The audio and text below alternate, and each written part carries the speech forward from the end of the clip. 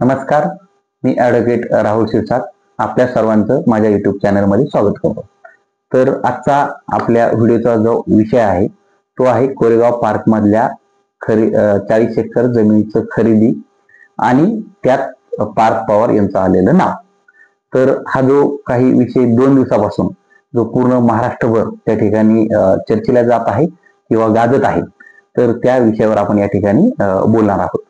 तर सर्वप्रथम मी पार्थ पवार यांचं मनापासून त्या ठिकाणी अभिनंदन करतो की ज्या पार्थ पवार यांनी अमेलिया कंपनीद्वारे 300 कोटीची 40 एकर जमीन त्या ठिकाणी कोरेगाव पार्क येथील खरेदी केली आहे की ज्याची किंमत ही 1800 कोटी त्या ठिकाणी सांगितल्या जात आहे. परंतु ह्या विषयामध्ये सर्वात एक हास्यास्पद बाब अशी आहे की ज्या अमेलिया कंपनीने ही केपी मधली कोरेगाव पार्क मध्ये 40 एकर जमीन खरेदी केलेली आहे, त्या अमेलिया कंपनी ही हे पार्थ पवार चालवतात आणि त्या अमेलिया कंपनीचे भाग भांडवल हे फक्त नाममात्र 1 लाख रुपये आहे. म्हणजे ज्या अमेलिया कंपनीचे भाग भांडवल फक्त 1 लाख रुपये असताना आणि त्याचे सर्वेसर्वा मानले जाणारे पार्थ पवार यांनी फक्त 1 लाख रुपये भाग भांडवल असणाऱ्या कंपनीद्वारे 300 कोटी रुपयांची जमीन त्या ठिकाणी खरेदी केलेली आहे.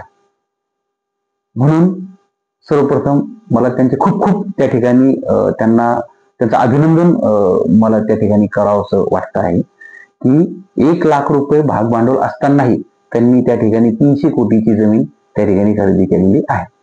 तर मला या ठिकाणी असं म्हणायचं आहे की आपल्या महाराष्ट्राचं 7 लाख कोटी रुपये त्या ठिकाणी वार्षिक बजेट असतं. तर मी काय म्हणतो, आपण पार्थ पवारांना जर महाराष्ट्राचा मुख्यमंत्री बनवलं तर त्या ठिकाणी आपल्या महाराष्ट्राचं जे 7 लाख कोटी रुपये जे बजेट आहे, तर एका वर्षात पार्थ पवार हे त्या ठिकाणी 70 लाख कोटी रुपये त्या ठिकाणी ते बजेट त्या ठिकाणी ते नेऊन ठेवतील आणि आपला महाराष्ट्र जो काही आज विकसित आहे तो त्या ठिकाणी अतिविकसित राज्यामध्ये त्या ठिकाणी गणला जाईल.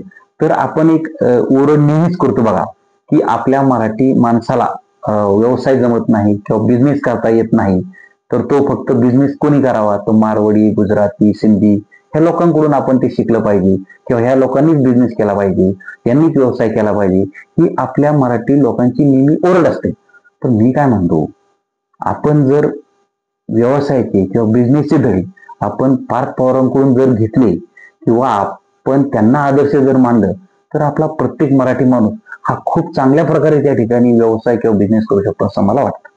आणि एक आपण आहोत की पार्थ पवारांना आपण त्या ठिकाणी दोषी मानत आहोत किंवा त्यांच्यावर आरोप करत आहोत किंवा त्या ठिकाणी त्यांचं कौतुक करण्याऐवजी त्या ठिकाणी आपण त्यांच्या टीका करत आहोत.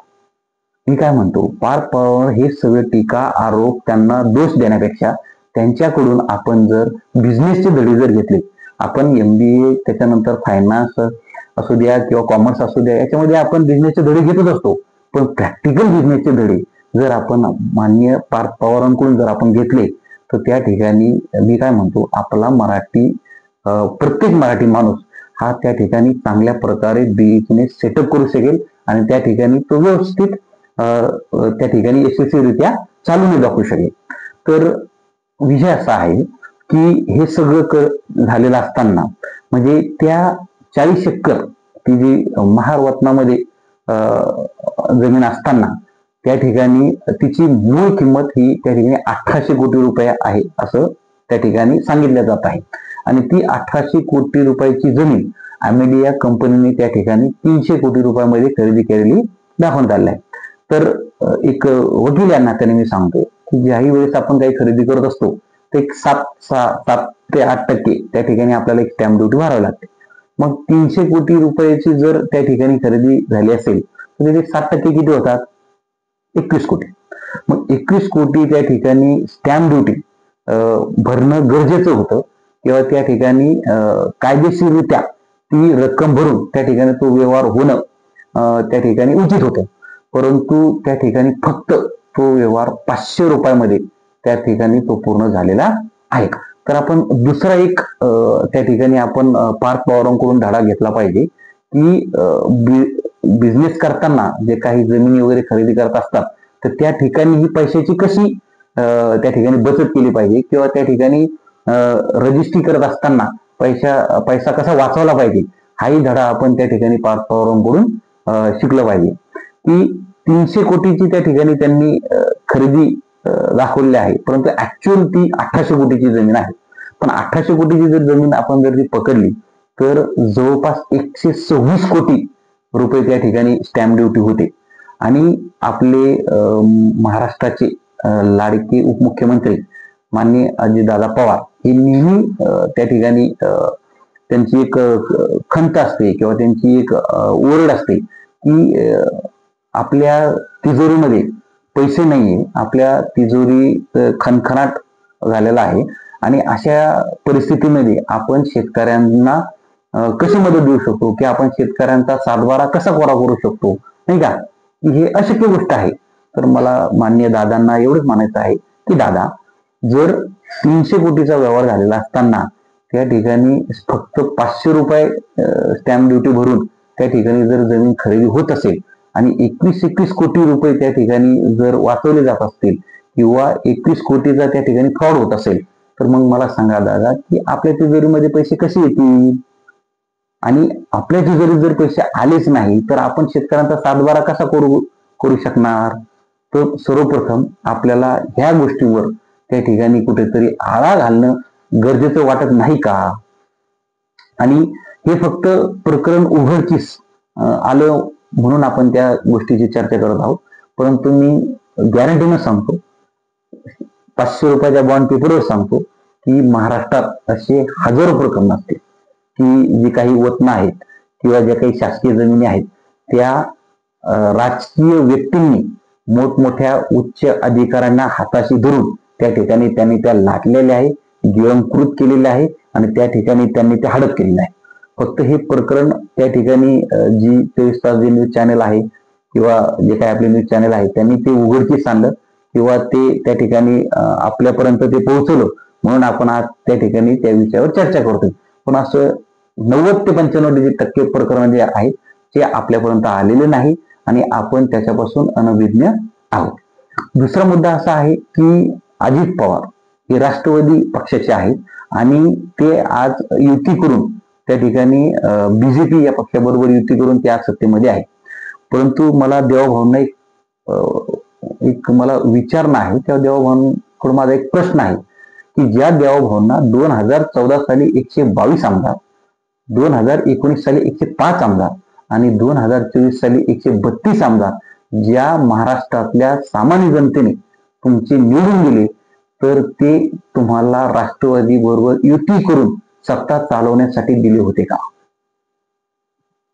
आणि जर राष्ट्रवादी आणि काँग्रेसच आम्हाला पाहिजे होती, तर आम्ही ते आमदार तुम्हाला निवडून दिले असते का?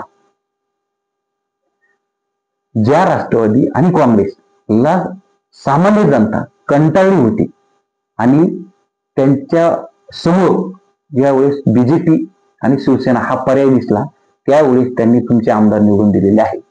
आणि जर त्यांना टाळून तुमचे आमदार निवडून दिलेले असताना जर तुम्ही त्यांच्या बाजूला मांडीला मांडी लावून बसून त्या ठिकाणी जर तुम्ही सत्ता चालवत असाल, तर हा सामान्य जनतेच्या तुमच्यावर जो विश्वास ठेवला आहे तो विश्वासघात नाही का?